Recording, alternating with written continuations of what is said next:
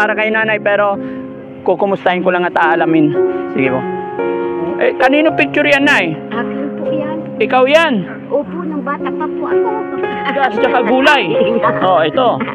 Nay, pakbet. Tagan natin, Nay. 1.5 po. Para mabili mo yung mga pangangailangan mo dito. Oo, Iyon, magandang araw, magandang umaga, magandang tanghali sa inyong lahat, mga kababayan, mga kabarangay. Si Daddy Frankie po, mga kababayan, nandito po sa Barangay Hulugan 4, Tansa, Cavite. Ayan, kadahilanan mga kababayan, mga kabarangay, inimbitahan po tayo ng isa nating kaibigang charity vlogger din, nagngangalang si Raymond Agos. Mga kababayan, napag-alaman natin kay Raymond na mayroon ditong nanay na nangailangan ng kaunting tulong. So mga kababayan, kaya salamat sa Diyos, kami na parito ngayon para tignan kung ano ang kalagayan at sitwasyon ng nanay na ito. So mga kababayan, samahan niyo po ako nang malaman natin ang sitwasyon ni nanay. At may dala na rin kami mga kababayan na gulay tsaka bigas para sa kanya. So, eto. Hindi ko alam kung anong mga bibigay ko sa kanya. Ito na lang. Para magpakbet si nanay. Meron kami dalang kamatis, okra, kalabasa. Ayan. Sa pambigas. Okay. Ayan. May mga dala kami lagi mga kababayan kasi pag may mga nadadaanan tayo na lumalaban sa hamon ng hirap ng buhay, mayroon malang tayong maiabot sa kanila. Okay? Pakipindot lang, Brad. Ayan. Salamat. Oh, sana yung daan. Ay, sorry po.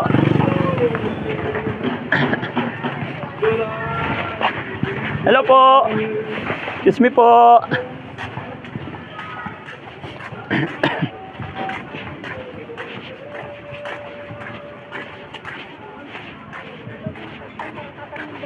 Hello po, magandang araw po sa inyo lahat mga kababayan. Kumusta po kayo? Ayan, ayan. At mga kababayan, andito na po ako. Andito na po tayo sa harapan ng bahay ng nanay na nasasabing nangangailangan ng tulong. Kaya mga kababayan, at ito pala ang sitwasyon dito.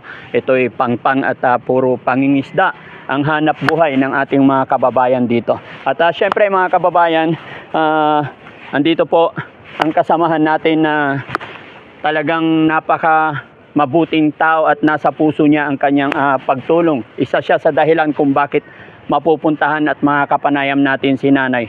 Mga kababayan, si Raymond Agos po, support po natin yan. Mabait na tao, maasahan. Sir, magandang umaga.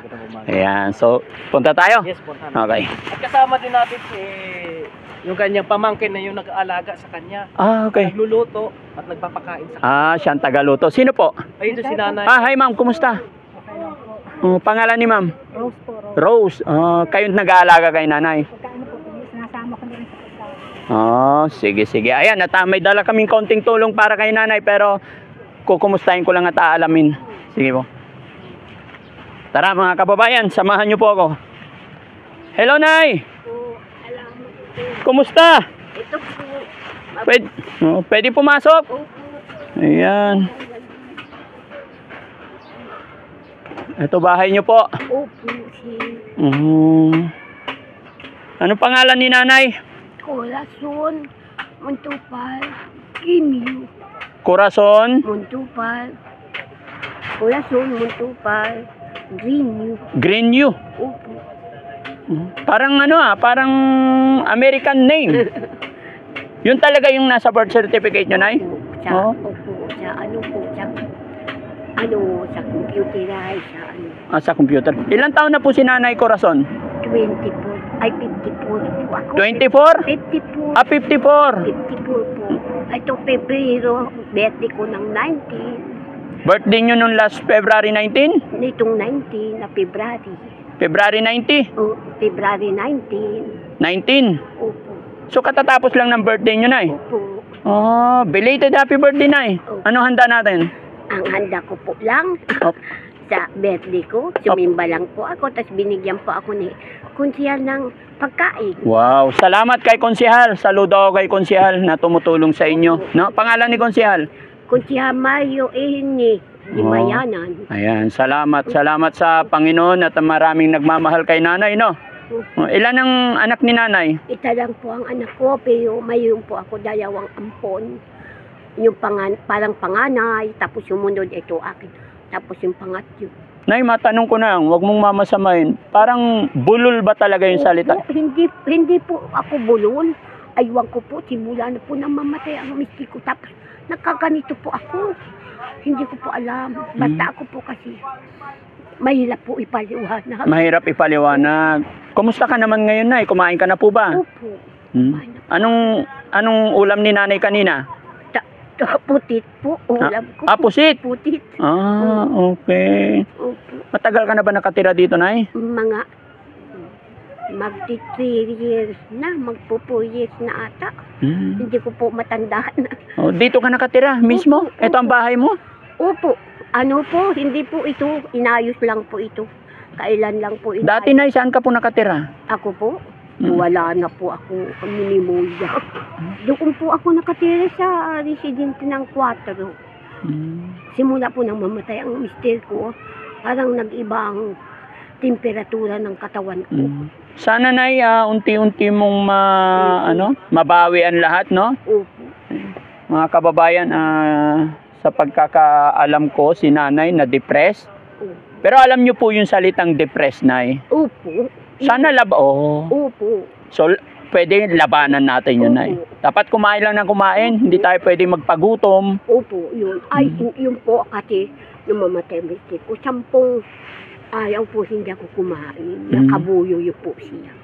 Wala kahit anong laman ng tiyan. No? Pero ngayon, Nay, alam mo na kung anong dahilan, bakit ka nagkaroon ng problema ngayon.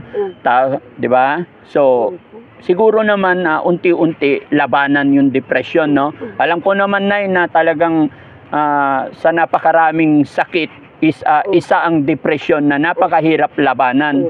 Pero as long as naalala na natin, Nay, siguro unti-unti ibalik natin labanan, no? Ayan, mga kababayan, mga kabarangay, si nanay po may pinagdadaanan po na depression. At napansin ko, mga kababayan, na silipin nyo rin po itong pasok ako, Nay, ha? Tingnan nyo po itong bahay ni nanay na kaawa. Saan ka nahiga, Nay? Ito po, dito po ako nahiga. Dito yan po. Kanino picture yan, Nay? Akin po yan. Ikaw yan? Opo, nang bata pa po ako. Tingnan nyo, mga kababayan, mga kabarangay. Nung bata pa po ako. Nung bata pa, nung dalaga pa si nanay. Wala na po yan. Wala na po yan. Pero ikaw to, Nay? Opo, totoo po yan. Ako po yan. Nasira na po yan. Nasira na. Dapat, Nay, treasure mo to. Dapat inalagaan mo kasi tinan nyo, mga kababayan, mga kabarangay, napakaganda ni nanay. Bata pa po ako yan. Diti 8. 18 years old. Diti sa SDC, diti 8. Nasa 16 or 16 to 18 yung edad mo nung to. Hindi lang natin ma-eksakto, no? Yan, mga kababayan, talagang napakahirap ang depression paglabanan. Kaya tignan nyo kung gaano kaganda si nanay sa after all ng kanyang pinagdaranan, ganito ang kanyang sitwasyon. At syempre, isa pa, kaya siya nagkaganito dahil sa hirap ng buhay, lalo na po nung nawala ang kanyang asawa. At asan ang anak mo na ngayon? Andiyan po. Nagtatrabaho din? Tinutulungan ka niya? Opo. May asawa na siya? Mayroon po, iniwanan po siya ng asawa, nag-aburod. Iniwan? Nag-aburod po yung asawa, hindi na kami bunalikan. Nag-abroad yung asawa. So sana, Nay, no?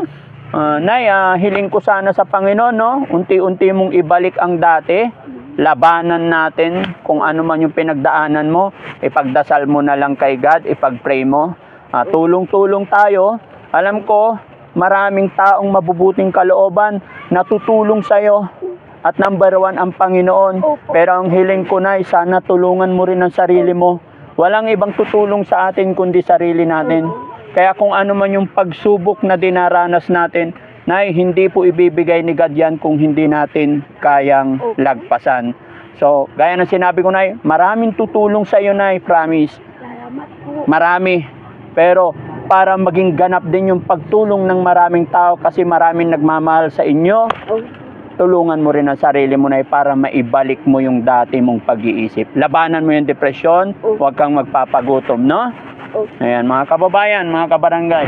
Ngayon lang po ako parang nakatagpo ng kagaya ni nanay na sabi nga nila, depression, pero sa aming pag-uusap ay mas lalo akong nahahabag kasi alam niya mga kababayan, mga kabarangay, kung ano yung kanyang pinagdadaanan. Kaya ipapanalangin natin mga kababayan, mga kabarangay, na sana malagpasan niya ang kanyang pinagdadaanan.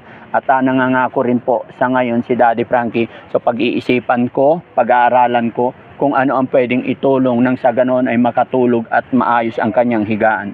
Dahil kahit anong tulong natin mga kababayan, kung ganito ang kanyang kapaligiran, siguro mahihirapan siya. Kaya pinakamaganda, pinaka-the best, una natin gagawin, ayusin itong kanyang hinihigaan kahit magkaroon man lang ng bakod o ano man ang magandang gawin after nito pag-uusapan namin. No, Nay? Nay, ano bang gusto mong mangyari? Kailangan, Nay, gaya ng sinabi ko, tulungan mo ang sarili mo, ha? Maraming tutulong sa'yo. Kailangan, tulungan mo rin sarili. Tingnan nyo na nga po, sabi ko nga po, ako po talaga po, magmula mo bilis na ang ginapitan ko. Tingnan nyo po itong katawan lupa ko po, hindi nang ilibing. Oh, wag. Wow. Hindi po. Ilang taon ka na, Nay? 54. 50 po. Bata pa, Nay. Pwede nang ilibing itong aking katawan lupa. Lalo't ako yung ibinabawi na sa akin ng Diyos, ang aking paghinga. Hapo, pero lumalaban po ako sa tulong ng Diyos. Tang sigad lamang po na nakalam kung kailan tayo aakyat sa langit. Opo. Yan ay kung tatanggapin tayo sa langit. Opo. Kaya ang pinakamaganda, habang tayo nandito sa mundong ibabaw, gumawa lang tayo ng mabuti, maganda sa ating kapwa para malaman natin kung tayo matatanggap sa langit. Ano po? Pero okay na yun, Nay. Ang importante, pag-usapan natin, Nay, ikwento mo nga sa akin, ang simula, bakit ka nagkaroon ng sakit? Bakit ka na-depress? Pwede ba ikwento mo sa akin, Nay? Opo. Ano po kasi, ang life ko, napakahirap ispilingin. Nakita ko ng isang sabi seaman ng andaragat. Ako'y umibig sa kanya. 16. Diyan pa ako isa pa akong mananayaw sa sangli. Sa kaninyo niwanan niya pa ako. Ayan pa ang aking panganay. Yung anak mo ngayon? Opo. Tapos, nagpangita kami, mga mahigit 5 years. After 5 years, nagpangita kayo? Nagpangita kami muli. Hindi na niya ako binitawan, pero sa loob ng ganong, hiwalay sama, iniiwanan niya po kasi mahirap po magsalita kasi lalaki po kayo. Nakakahiya po. No, Nay, okay lang. Walang problema sa akin. Gusto ko lang malaman ang buhay mo, Nay. Yung mga pinagdaanan mo. Nang sa ganon, yung mga kabataan, Nay, magkakaroon sila ng aral na at least nakita na sa inyo, narinig na sa iyo. So yung mga second generation, yung mga sumusunod sa atin is mapag-ingatan na nila, alam na nila ang kanilang gagawin, no? So, kwento mo nga sa akin, Nay, kahit yung slight lang na kwento ng buhay mo. Umibig po ako sa kanya. Umuwi po ako sa province, doon po ako nanganak. Tapos, nagbalik kami po dito, kinuha po ako ng kapatid ko na babae. Muli kami nagpangita. Ngayon, yun na nga po, siwalay sama. Tapos, hindi na niya ako inanuan. Pag iniiwanan ko po siya, nauwi po ako sa Marilao, kukunin na naman niya ako. Tapos yun, kasi laging may chicks. Yun. Simple po, mahal mo ang isang tao. Patawad po. Patawad. Ganon talaga, Nay. Pag nagmahal ka, nagpapatawad. Pag mahal mo ang tao, madali mong patawarin. Dahil sa ngalan ng pag-ibig, no? Opo. Ganyan din ako, Nay. Magkasalaman yung tao sa akin, pinapatawad ko yan. Pero syempre, iba rin naman ako, Nay. Ako medyo dumidistansya na. Pero papatawad natin sila, di po ba? Totoo po yun. Sige. Ayun, hanggang sa inaway ako ng tunay na asawa. May asawa pa. May asawa pala? Oo, may asawa pang tunay. Hindi ko alam ang life mo na Pero kung kayo dalawa, magkakabalikan, mag-usap kayo. Huwag mo ako idamay kasi wala naman akong alam sa buhay ng Pero ngayon, Nay, may bala ka pa bang mag-asawa ulit? Ay, kung may iibig pa po sa akin, mayroon po umiibig sa akin, pero Mahirap po. Oo, mahirap. Kung kaya niya akong buhayin, Mm. kahit na sa hirap at ginhawa, Mm-mm. bakit po hindi? Oo, so ibig sabihin may pag-ibig sa iyong puso. Hindi po. So, habang may buhay kasi, no? Opo, Ayan, may okay. pag-ibig. Basta wag lang tayo mawala ng pag-asa na. Nay, paano nagluluto ka ba rito? Nagsasaing ka ba? Opo. Ayan. Nay, dahil dyan may dala akong bigas tsaka gulay. Oh, ito. Nay, pakbet. Ay, Ha? opo. Mahilig ka ba sa pakbet? Opo. Ayan, kalabasa, Yung ano lang. kamatis. Mantika. Di ba? Opo. Okra. Ano? Mm. La. Sige, Nay. Opo, salamat. Sana makatulong yan sa'yo, no? At saka itong bigas. O, yan. Sana lagayan mo ng bigas, Nay. Nandoon po sa loob. Nasa loob. Okay. Oo. So, bahala ka na maglagay mamaya, no? Opo. Ayan. Salamat po. Oo, 10 kilos yan. Ilan ba kayong kumakain sa, ano? Minsan po, dito nakain yung aking palaki, yung ampun ko. Mm. May dala-dala bang baby. May dalang baby. Oh, May dala-dala okay. baby. Anong trabaho mo dati, Nay? Matanong ko lang. Ay, hindi ako na mahiya sa inyo. Masahista ko. Masahista. Oo. Masahista. Therapist yan. Ah, therapist. Opo. Dati po, bata pa ako. Mayroon akong nurse na ano sa akin, na ano po ako sa PGH. Oo. Ganun naman talaga, Nay. Lahat tayo, marami tayong pagdadaanan. Tapos mga niyok-yorista. Manicurista. Nagmamanicure pa ako. Oo. Nag-ano pa ako. Sige, Nay. Ha? Mm-mm. Salamat, Nay, at nakilala kita, no? Huwag kang mag-alala, pag-iisipan namin ni Kuya Raymond kung ano yung magandang gagawin, na. Mayroon akong bibigay sa'yo, konting tulong pinansyal, Nay. Ayan. Salamat. 500. Salamat po, kuya. Oh. Malaking tulong na po ito sa Ano bang bibilhin mo, Nay? Ano bang kailangan mong bilhin? matakaw po ako sa kape. Kape! Ayan, talaga, okay. Kape, tinapay. Parehas pala tayo. Ako rin, nagkakape rin ako, Nay. Opo. Alam mo, yung kape ko, 31. Sa'yo, anong kape mo? Ako? Ay, ganun din po yun. 31 din sa'yo? Ano po, yung kopi ko black. Ako Aking kape, 31. Oh, ito pa, Nay, dagdagan ko. Salamat po din. Ako, 3 beses ako magkape. Sa umaga, tatanghali, tapos sa gabi. Sa Minsan gabi. Sige, dagdagan natin dahil mahilig ka sa kape. Ayan, dagdagan ko ba? Kape. Oh. Minsan sabi ng anak ko, nanay, kape ng tape. Ay, sabi mo, hindi naman masama ang magkape na magkape. Oo. Yun na lang po, kasi tutuyog na po ako. Wala na, parang yun. Tapos nalalangin po ako sa Diyos. Wala na po. Ayun. Wala na tayo ibang lalapitan always kay God, no? So, ilan na yung pera mo, Nay? Ano po, ay ano po ba ito? Ika po, 5 piso po ito. 500 piso. Nung ayaw po, hindi ako nakakakilaya nito. Oo. Ano, So, ilan na yung lahat, Nay? 1.5 po ito. 1.5. Dagdagan natin, Nay. 1.5 po ito. Para mabili mo yung mga pangangailangan mo dito. 1.5 po ito. Pero iingatan mo yung pera mo, Nay, ha? Opo, tuya. Naiingatan mo yung pera mo, Nay. Opo, bigay sa akin na. Una, binayad ko doon sa pinagkakainan ko. Binabayad mo. Oo, O, itatago mo yung pera mo, ha? Opo. Kuya, salamat po sa tulong ninyo, ha? Walang ano man, Nay. Tapos, Pasalamatan lang natin si God, Nay. opo. Talaga po. Si God lang ang siyang may dahilan ng lahat. Siya ang nakakaalam bakit ako nakarating dito. Hinipo po kayo ni Jesus. Yes po. Christ para po ako tulungan. O kaya nagpapasalamat po ako. Wala man po akong iganti na ano sa inyo sa bagay. Nay, Dadating ang araw. Pananalangin ko po kayo sa Panginoon. Yun man lang makatulong ako sa inyo. yes, Nay. Hindi na ako magsasabi sa inyo kung anong aking katauhan. Yes, Basta, Nay.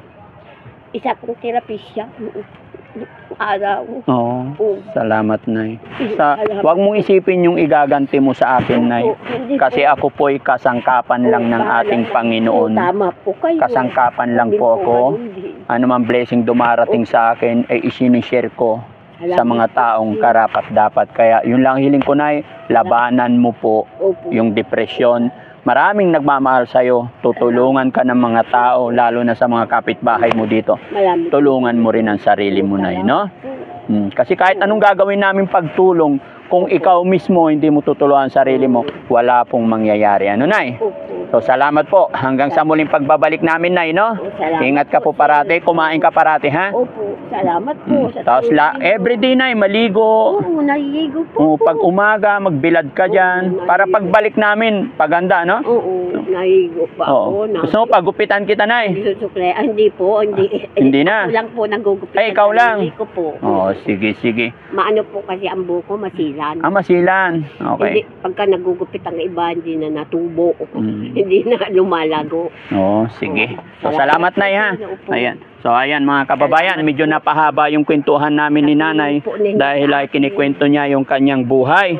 At salamat sa Panginoon at okay naman kausap si Nanay, bagaman mayroon siyang pinagdadaanan, pero naalala niya ang lahat. Kaya pakiusap ko lang kay Nanay, ano man ang kanyang pinagdadaanan dahil naalala naman niya, labanan po sana niya lahat. Nang sa ganon, maging mapagtagumpayan natin, no? So, mga kababayan, maraming salamat at syempre, papasalamat din ako sa mga kapitbahay ni Nanay dito, sa mga kababayan natin dito. Shout out po sa inyong lahat. Maraming salamat po. Mabuhay po tayong lahat. God bless po. Daddy Frankie from Pangasinan, anak ng Pangasinan. God bless po. Bye-bye.